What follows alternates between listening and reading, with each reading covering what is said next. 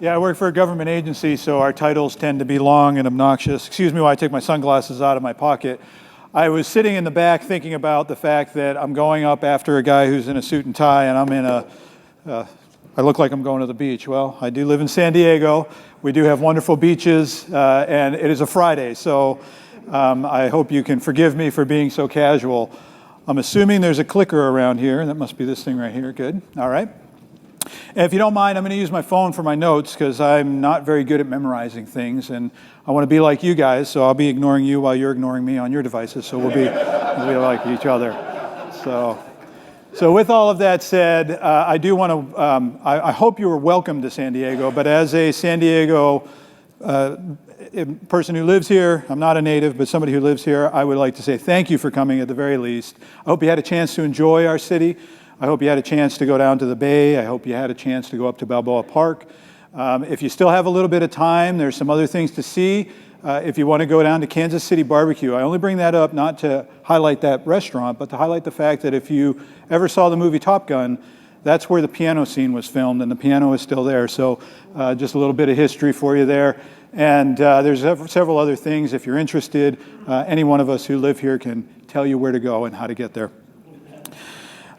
So I am Rick Belliotti. I am the Director of Innovation and Small Business Development. Underneath me falls the IT department, falls business development, and falls small business development. The difference between the last two departments is business development is about new sources of revenue. Small business development is about getting small businesses to work at our airport, which actually is part of this case study. We worked with the local small business. So I want to tell you a little bit about how we're using wearables in an airport environment. By wearable, I mean the Samsung Gear 3 watch, which I happen to have on my wrist, which is an awesome watch, by the way, no plug for Samsung.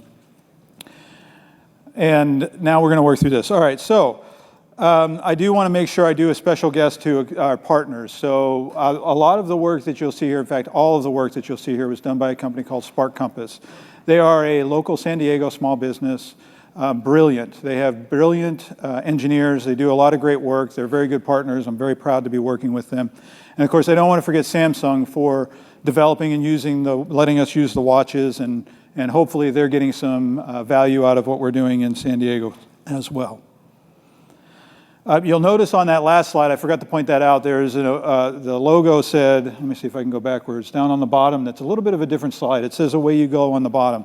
I'm only pointing that out for just 1 second, and that is our app for our passengers. And there's about 400 people that have downloaded that app, and just for information's sake, there's about 400 people that work at the airport authority, so I think that's all the people that downloaded it. But that's okay, because we didn't do it for people to download it, we did it to really try things out. But it's important to understand that the solution I'm about to share with you is both passenger-facing and back-office-facing. So we've used and developed a platform that allows us to interact with a lot of different people in a lot of different ways. All right, so very, very, very quickly, San Diego International Airport, we are the airport that many of you flew into downtown here. Hopefully you flew in. I thank you. We appreciate your money. And hopefully you'll leave a little early and you'll spend some more money in our airport. That would be great. A couple of facts about us. We're 20 million passengers airport, so we're actually a pretty good-sized airport. Most airports we're considered large. To give you an offset, LAX is about 80 million, so that gives you kind of the range that we're at. Orange County is about 9 million, so we're kind of in that mix. We are the largest single runway airport in North America. We have one runway, so we're serving 20 million people, 50,000 people a day. Think about a football stadium every day going through our airport, one runway. We're very, very efficient. 661 acres. 20 of those acres are protected habitat. That's lovely. So if you ever see the little they're lease terns. They're very handy little birds. Tasty if you get enough of them together. Just kidding. My environmental group is going to really hate me for that. Okay, so really what we're talking about here is a platform. And this platform enables us to do a lot of things. It enables us to take data from a lot of different sources, GPS, from Wi-Fi, from beacons, and enables us to provide data and content to people and employees based on that information. You'll notice down on the lower right-hand side is a Go tag. That was a little experiment that we did, and you'll find out as I go along, we just experiment. We like to play around with things. We're not your usual government agency. in the fact that we're okay with failure, and we can get away with failure, which is nice. And I really don't like to call it failure. It's really learning. We try things to learn and do things differently. But that Go tag was something that we created so that people could put on their luggage, and that the app, the Away You Go app, would alert them when their luggage got nearby. It was trying to solve a problem of people standing around a carousel where you have 500 people around a carousel and everybody's fighting to get in to see if their luggage is there. So that was that solution. But all of those things are integrated through this Spark Compass platform that we have worked together with Spark Compass to create. And I think they go by Total Communicator Solution, Spark Compass. It's got like 500 different names, but here's the solution. Really, what we're talking about is this multi-tenant access, and of course, now my notes just flipped on me. That's the one downside of not turning off screen rotation, by the way. When you're doing a presentation, make sure you get everything right, and that didn't work out so well. So this is the solution. It's multi-tenant, multi-access, multi-use. Uses a common infrastructure. What do we mean by all of that? That means that I can use it, an airline can use it, another entity in the city of San Diego can use it, another entity outside of California can use the same exact platform and have their data segregated, have their data limited to them, and they can decide to share it with us or not decide to share it with us. So it gives a lot of different use, different access. And as you see, and as I've talked about, a lot of different use cases can be built off of this platform. Mentioned the infrastructure already. One of the things I do want to point out that I am really proud about is the integration with Apple Indoor Maps. So I'm standing here with my Samsung S7 Edge, and on our Away You Go app, we're using actually the Apple map, indoor map. They have an Apple Venue format as a new format that they've created. And we were able to take that and put it over on our Android phone. So now for us, that's really handy because we have one map to update rather than 2, 3, 5, 100, whatever it might be. And so that's very, very helpful. But it's also kind of, it is, and it was the first, and I still believe it is the first. I don't believe anybody else has done it yet. So we're very proud of that. Okay, again, we're talking about the platform. I've actually lost the number of what slide I'm on, so that's also going to be fun. Let's go back here. All right, so the way that this works, and let's get into the details of the solution when we start talking about the Gear 3. I'm going to jump ahead one more slide here. All right, so the way that this particular solution use case that we're talking about today works is we have a dispatcher that dispatches our technicians. So when we're talking about supporting workstations both in the airport terminal and within our office space. So we support our back office, our executives, et cetera. We also support the airline agents that are out in the terminal. So on our little footprint of an airport, which we are very small considering the size of our airport, our technicians will have to walk a minimum of 2 miles to get from where they are to where a problem might be. So there's a lot of walking involved, a lot of activity to get around. Now we try and stage them in different places so they don't have to walk that full 2 miles, but it is a very large campus from that perspective to have to get around for a single person. So we've taken that dispatch and we've taken the platform and we've integrated it with our ticketing system, which we use Trackit in this particular case. It doesn't really matter what the ticketing system is necessarily, but the reason we did that is for the back-end metrics, for people like me that have no idea what's going on, but at least I can look at reports and understand how things are being resolved. Tied in some voice generation, so we'll talk about that as we go through the actual details of the solution. We talked about location-based, and we'll talk about how we close and launch tickets.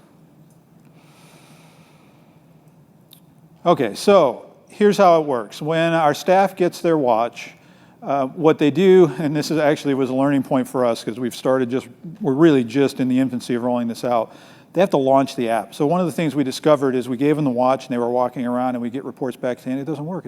And we finally figured out they weren't actually opening up the app for it to work. So step number 1 is train your employees properly. Step number 2 is start using the process. So we started once we got people using that, they see it says it's just waiting for incidents. So it's really simple. Tried to keep the interface clean, very smooth, very simple, and make it so that they can use it quickly. So waiting for incidents happens, and then when a ticket gets open, so when my dispatcher enters the ticket into the platform, it does 2 things at once. First, it also copies that issue into my ticketing platform, my Trackit platform, and then it also sends out a notification to the technician that's closest by. The way that we identify that location is either through GPS, through Wi-Fi, or through beacons. And there's some challenges with those, each one of those, right? So from a GPS perspective, we're indoors.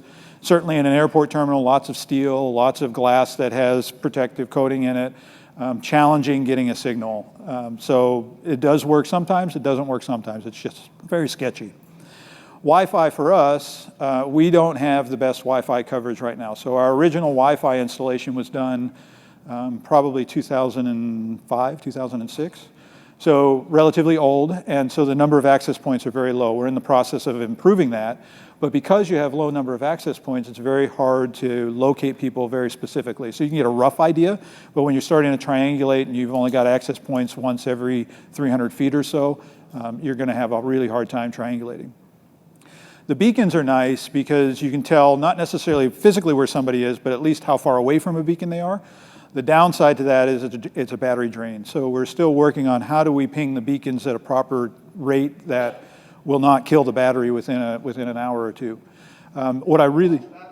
That's the watch battery, that's right, I'm sorry, that's a very good question. So on our watches, the really thing like I like about this watch, I can charge it up and I'll go about 3.5 to 4 days. So the battery life is really, really good on this watch, except when we start pinging beacons and that kind of kills it. And we'll get into that a little bit more in the question and answer, I'm sure. So the next step here is then the technician says, I'm going to accept that. So the system has identified who's closest by. They get that notification on their watch. They can say, all right, I accept that, and then it'll ask them how long is it going to take you to get there, because we kind of want to be able to communicate to the person who requested the service, the airline in this case.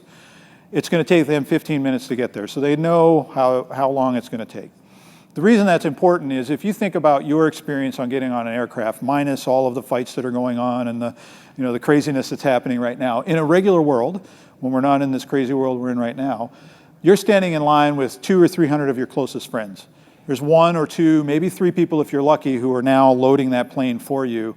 They're under a tremendous amount of stress. When that piece of equipment fails, that computer fails, they can't get a printout, you've upgraded your seat and now they're trying to print out your new boarding pass and they can't get the boarding pass to print out, that's when my staff comes in and tries to help them solve that problem. So you can imagine the stress level that that person is under. Now I've got all of these people in front of me, I'm trying to do this, I can't get the plane loaded, we have to get it out on time, thousands of dollars are being impacted. It's very important for them to know when will somebody be there. So the technician makes their way over and they tap the start button once they get there. Again, we're trying to keep it very simple, very easy one-step touches. So they hit the start button. The value for that is now I know when they got there from a back-end perspective because it puts data again into my system. So I know how long that technician has taken to get there. Now I know how long that they've been there. And I'll know once they're done, because they can click the finish button when they're done, how long it took them to resolve that problem. The value of that isn't to know which technicians are doing good work and which technicians are not doing good work. The value of that is to know that as we get common tickets, we know how long it's going to take us. And then we can start doing some analysis on how do we improve those response times, or if it's a common problem, how do we remove that problem so we don't continue to have it. One of the common problems, which is kind of funny, is running out of paper. So running out of paper, we could solve by actually pre-stocking the gates with extra paper. So that's one of the things that we've kind of identified as we've gone through this is we found common problems, we found ways to kind of mitigate some of those.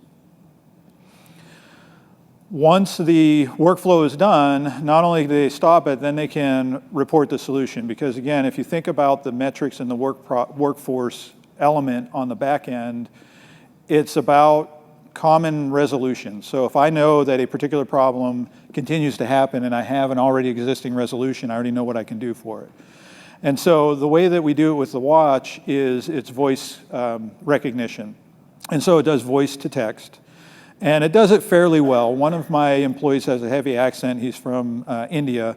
And it's about 70% accurate with him. So it does a pretty good job of picking up through the accent. The other employees seem to be doing all right. And so that's just one of the things that we've noticed. There is a keyboard that you can use. Although if you've ever tried to use a keyboard on a 2-inch screen, it's not the easiest thing in the world. But you can use that. But the text, the voice to text is much better. So once that's done, it goes right back into the waiting stage. It's really very simple. It's not a complex use case. It is a very, very simple use case. And we did this for a couple of reasons. We really went down this path because the nice thing about what I do is I can kind of just step out and do things, and I don't really have to get approval. So I was listening to some of the other presenters where they have to go through, there's a business case analysis, we have to make sure that we tick off all of these boxes, and that's true for us as well.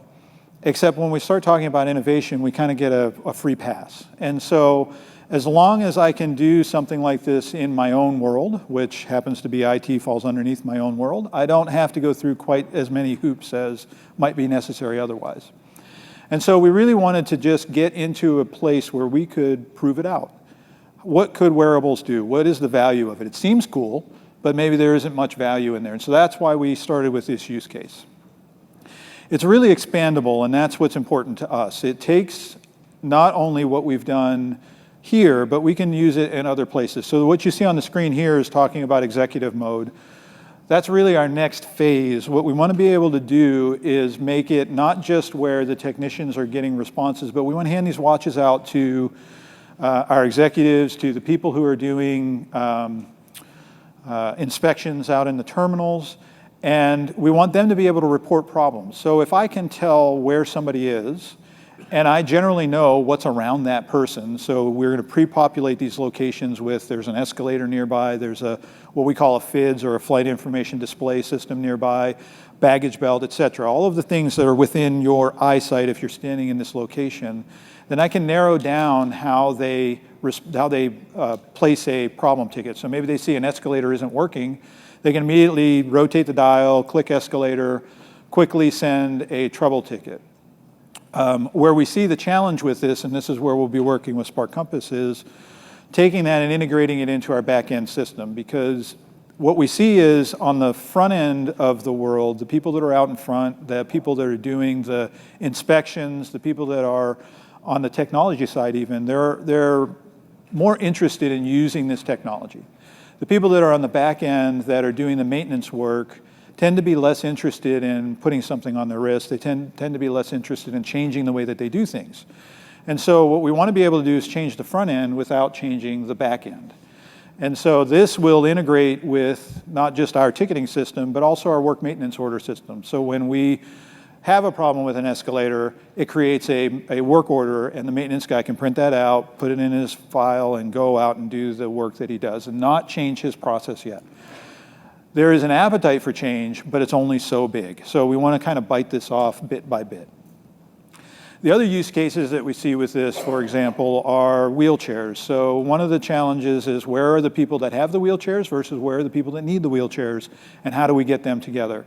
And so being able to dispatch somebody where they can have hands-free, look at their wrist, and know that a wheelchair is needed at gate 38, that is of value. A little bit more complex is when we start looking at our air traffic officers, our ATOs. So the people that are out on the curb who are telling you to move it along, you can't stay parked here, it's unloading and loading only. What we tend to find there is that they progressively end up in one or two locations, and so we really want to be able to manage the efficiency of that curb. Not only to keep people moving around from a security perspective, but also from an efficiency perspective. I'll take you all the way back to the fact that I'm a very small airport physically, the space that we take up. Our curbside is at a premium, so getting people to move along is actually helpful for other people. So, but that becomes a more complex use case, but those are the types of things that we see heading on down the path as we go. So what were our challenges? Communication is the biggest challenge, and this is probably where I need my phone again. Not just communication with our employees. I'll take you all the way back to the original comment of, learn how to use the app and train people, but also with our developers. And so there was just a long time of really trying to understand one another.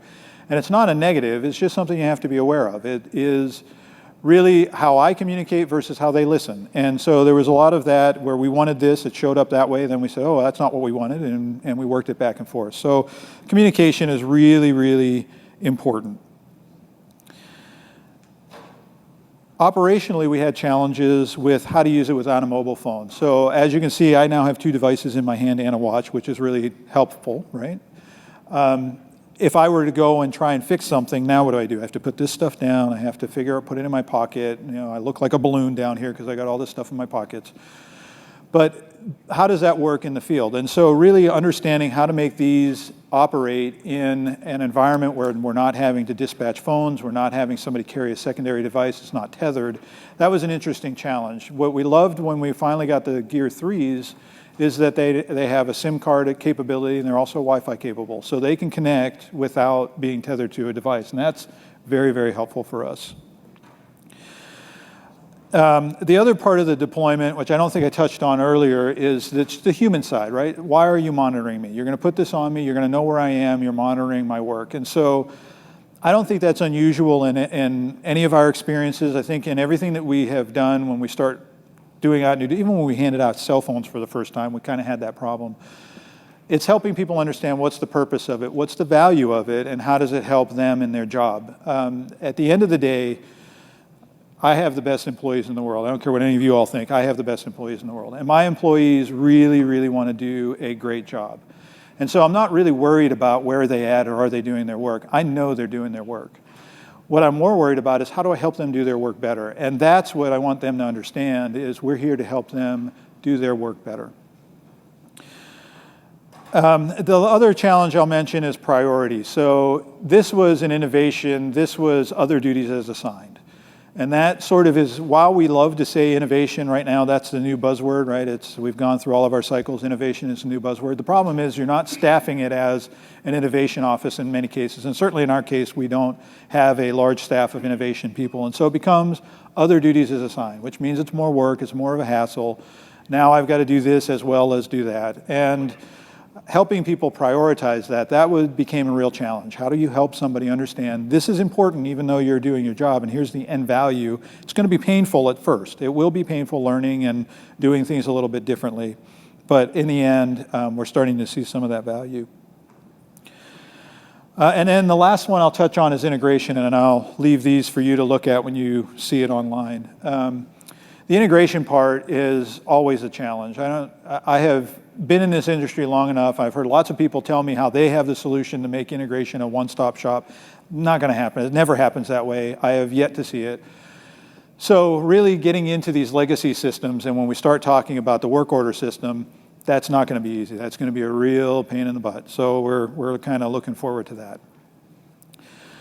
So where's our current status? I actually have 5 technicians. I should have changed that. We've got 9 watches out there now, so we've dispatched them to 8 technicians and a manager, so we've seen that happen. The service desk is still sending dispatches concurrent with legacy, so we're using both until we're kind of comfortable that the one is working versus the other. So we're still collecting the data in our Track-It system. We're still dispatching both ways. So what ends up happening is they get a message on their watch, but then we're still texting them or calling them because the watch might be in a drawer. We're just not sure yet how they're using them. So those are still some of the areas that we're working through.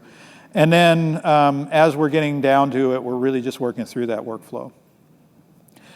With that, I know we're down to about time, and I want to make sure we have questions. I kind of kept it at a high level, but I do know that we might want to dive in deep. This is my contact information. You're more than welcome to reach out to me. I'd be happy to communicate with you. Eric, back here in the corner up against the wall, he is the owner of Spark Compass, and they were great partners of ours as well. So with that, any questions? Oh, good. So Procter & Gamble's going to ask me a question, but you didn't ask the last guy a question. All right, He did ask a question.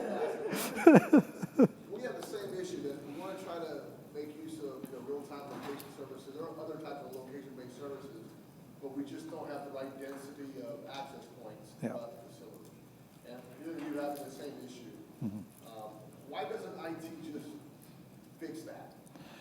Even if they just install one access point every month and just had a one-a-month program, right. and slowly start creating the infrastructure that you need to make all our facilities IoT ready. Yeah, so I don't know about your facility, so I can speak to my facility. So I can buy an access point for about $1,000, right? Less than $1,000 bucks.